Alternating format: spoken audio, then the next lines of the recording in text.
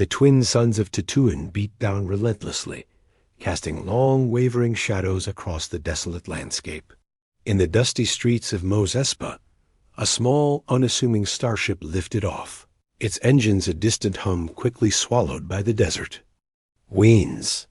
Inside the ship, Jedi Master Qui-Gon Jinn and his Padawan Obi-Wan Kenobi discussed their next move, oblivious to the profound shift in destiny that had just occurred.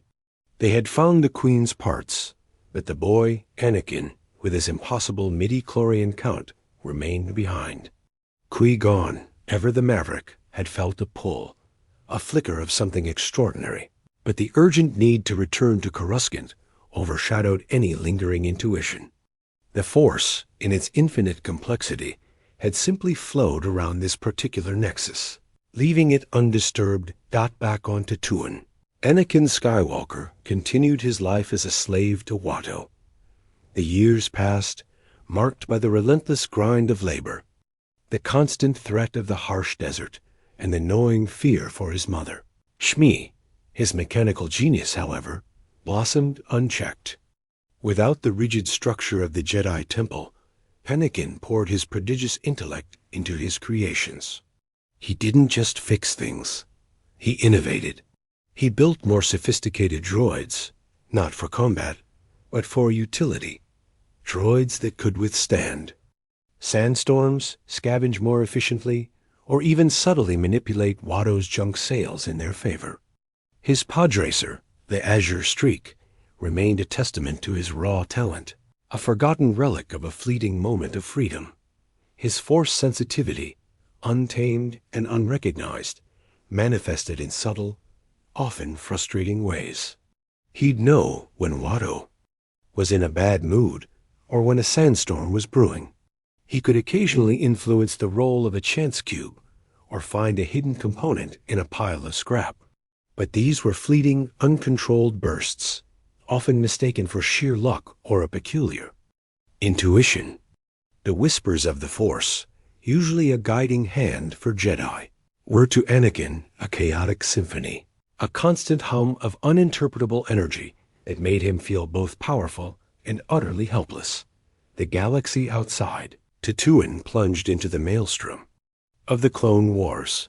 Without Anakin's presence, the Jedi Order, while still formidable, lacked the unpredictable, decisive edge he often provided. The war dragged on, a brutal, grinding conflict that bled the Republic dry. Tatooine, far from the core worlds, became a forgotten backwater, its already thin veneer of law and order eroding further. Hut cartels grew bolder, slaver raids more frequent. Then came the day that shattered Anakin's world. Shmi, his anchor, his everything, was sold, not to a kind moisture farmer, but to a brutal mining operation deep in the Jundland wastes, known for its horrific conditions. Anakin, now a young man, pleaded, raged, and begged Watto, but the Toydarian was unmoved. The raw, untamed power within Anakin, a power that had been simmering for years, finally erupted. In a blinding flash of desperate fury. The junk shop around him buckled. Tools flew, shelves collapsed, and Watto was thrown against a wall, stunned. Anakin didn't consciously use the Force. He became the Force, a conduit for pure, unadulterated rage and sorrow. He ran, driven by a singular, burning need to find Shmi. His journey across the desert was a blur of instinct and survival. He scavenged, fought off Tusken raiders with a ferocity born of despair, and pushed his body to its limits. He found the mining camp, a desolate scar on the landscape, and what he saw there broke him.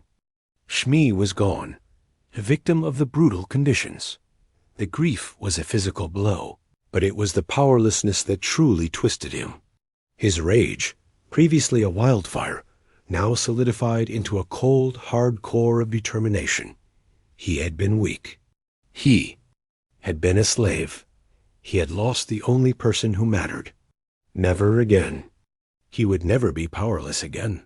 He vanished into the outer rim, a ghost driven by a singular purpose: to acquire power by any means necessary, to ensure no one he cared for would ever suffer again.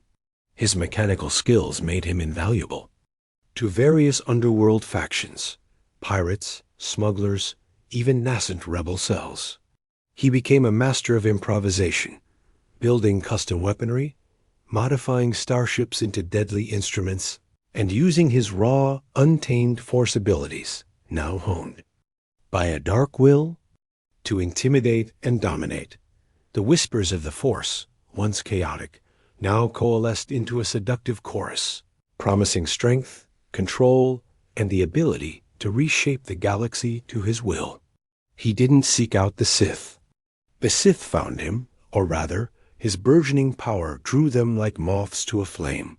Perhaps it was a lesser Sith Lord, a dark side cultist, or even a distant probe from Darth Sidious himself, sensing a disturbance in the Force unlike any other. Anakin, now calling himself Vader, a subtle twist on his old name, signifying his new, unyielding path, became a force of nature. He was not a pawn in Sidious's grand scheme, but a rogue element, a dark mirror to the Jedi, and a terrifying rival to any aspiring Dark Lord. He built his own formidable armor, not out of necessity for survival, but as a symbol of his unbreakable will and his rejection of weakness. It was sleek, menacing, and equipped with an array of hidden weapons and systems of his own design.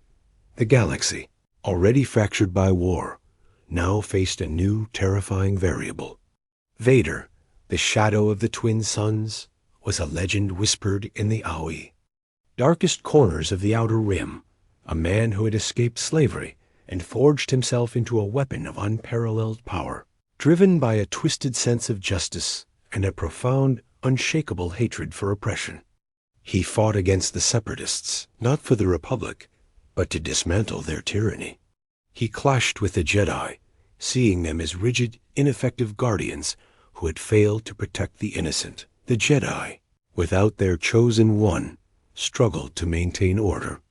Order 66 still happened, but perhaps less effectively, leaving more Jedi scattered across the galaxy. Palpatine, the Emperor, found his reign less stable, constantly challenged by this dark, unpredictable entity who carved out his own domain.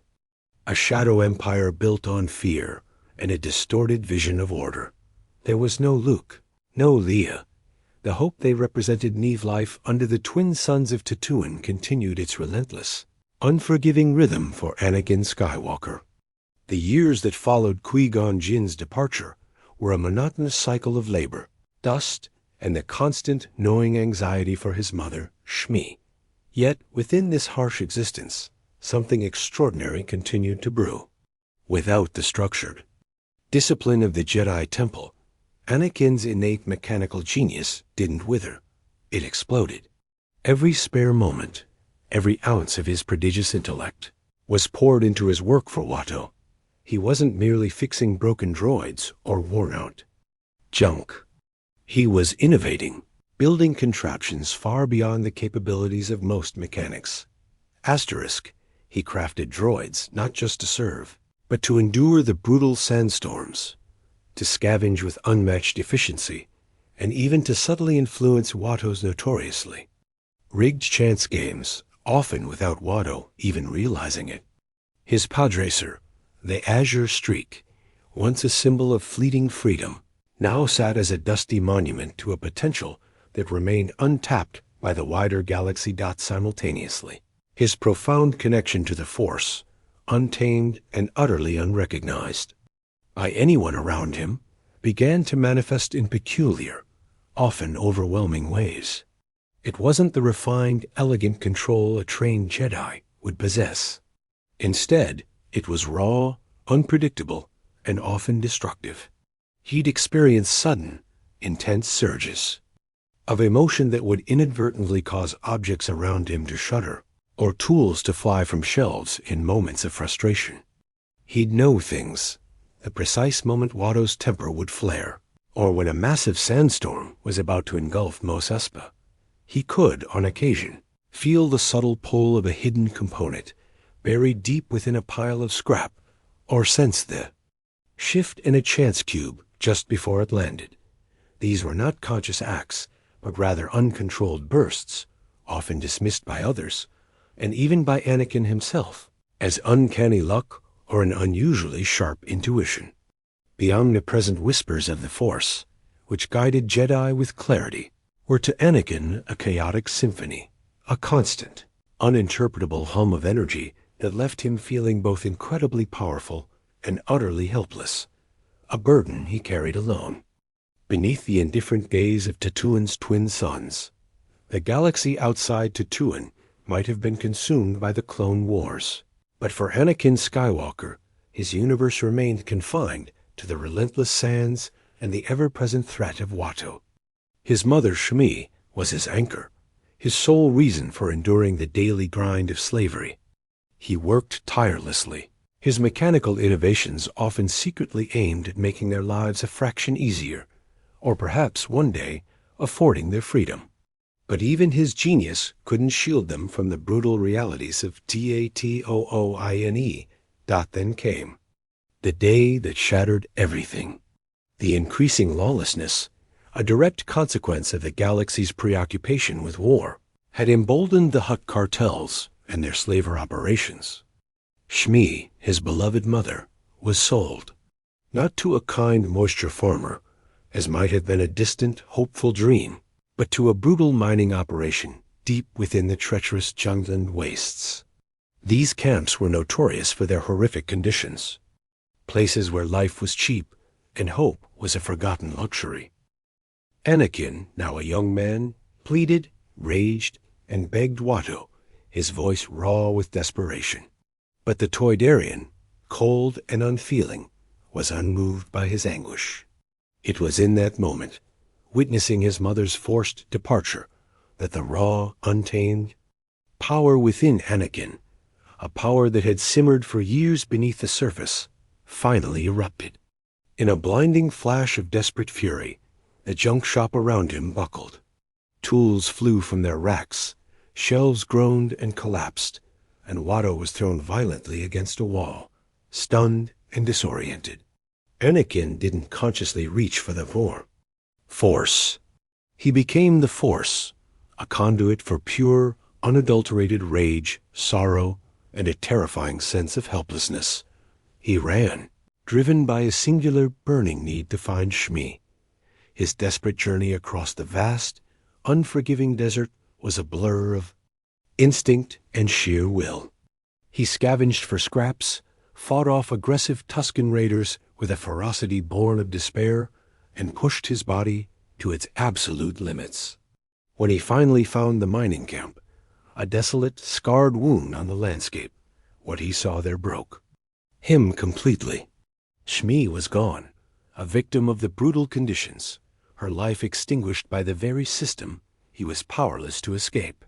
The grief was a physical blow, but it was the profound realization of his powerlessness that truly twisted him, setting him on a path from which there would be no return. Ignited. The galaxy remained locked in a perpetual struggle, a grim testament to the path not taken and the terrifying power of a single untamed soul consumed by the shadow of its own twin suns. The profound grief and crushing realization of his powerlessness after Shmi's death twisted Anakin Skywalker's soul. His rage, once a wild, uncontrolled fire, solidified into a cold, hard core of determination. He had been weak. He had been a slave. He had lost the only person who mattered, and he vowed, with every fiber of his being, that he would never be powerless again. This singular purpose consumed him, driving him to acquire strength by any means necessary, to ensure no one he cared for would ever suffer such a fate again. He vanished into the vast, lawless expanse of the Outer Rim, a ghost, haunted by his past, yet driven by a terrifying new resolve. His unparalleled mechanical skills, honed over years of servitude, made him an invaluable asset to various underworld factions. He worked with pirates, modifying their starships into deadly instruments of war. He aided smugglers, crafting custom weaponry, and advanced navigation systems. Even nascent rebel cells, desperate for any advantage against the encroaching tyranny, found themselves unknowingly benefiting from his dark genius. He became a master of improvisation, his raw, untamed force abilities now consciously harnessed and sharpened by his dark will. Used to intimidate, dominate, and carve out his own brutal form of order, the chaotic whispers of the force that once plagued him now coalesced into a seductive chorus, promising ultimate strength, absolute control, and the power to reshape the galaxy to his will. He didn't seek out the Sith in some ancient rite. Instead, his burgeoning, uncontrolled power acted as a beacon, drawing them to him like moths to a flame. Perhaps it was a lesser Sith Lord, a dark side cultist sensing a new, potent force, or even a distant, probing tendril from Darth Sidious himself, recognizing a disturbance in the Force unlike any other. Anakin, now shedding his old name like a discarded skin, began calling himself Vader. This subtle alteration was a powerful declaration of his new, unyielding path, a symbol of his rejection of his past and his embrace of a darker destiny. He was not a pawn in Sidious's grand scheme, but a rogue element, a terrifying dark mirror to the Jedi, and a formidable rival to any who dared cross his path.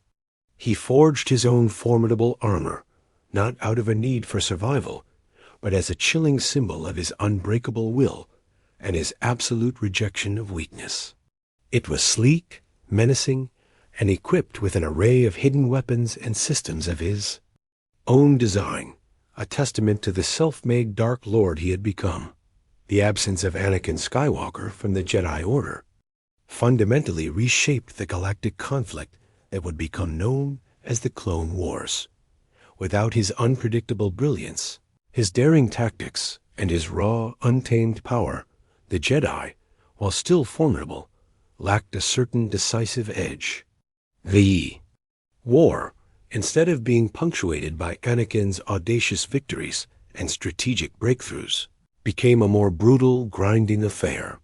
It bled the Republic dry, stretching its resources and its resolve to their breaking point.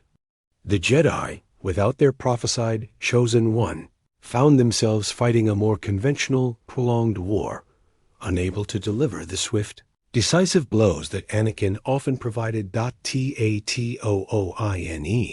far from the core worlds and the main theaters of conflict, became an even more forgotten backwater. Its already thin veneer of law and order eroded almost completely. Hutt cartels grew bolder, their influence expanding unchecked, and slaver raids became an even more frequent and terrifying reality for the planet's inhabitants.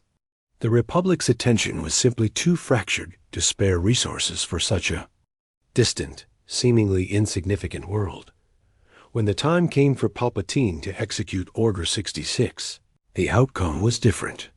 While the betrayal of the clones still occurred, the lack of Anakin's direct involvement in the Jedi hierarchy and his specific role in the war meant that the purge was perhaps less efficient, less absolute.